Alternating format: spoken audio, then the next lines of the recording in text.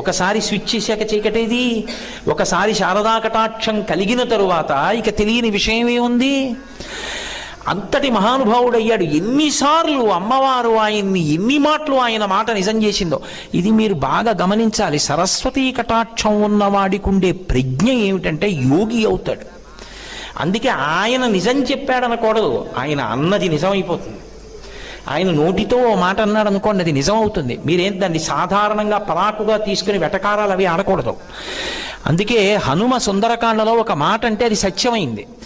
రాముడు వస్తాడు, సుగ్రీవుడు వస్తాడు, నెయ్యమస్తి పురీం లంకా నయూయం నచరావణ, ఈ లంక ఉండదు, ఈ రావణుడు ఉండడన్నారు. యోగి మాట నిజమైంది రామాయణంలో. సరస్వతీ కటాక్షం ఉన్న యోగి ఆ మాట అంటే అది నిజమవుతుంది. ఒకప్పుడు కాళిదాసు గారిని భోజరాజు నుంచి దూరం చేయాలని విశ్వ ప్రయత్నం చేశారు. చేసి చాడీలు చెప్పారు ఆయనకి. ఆయన మీకు తెలుసు కదా, ఏదో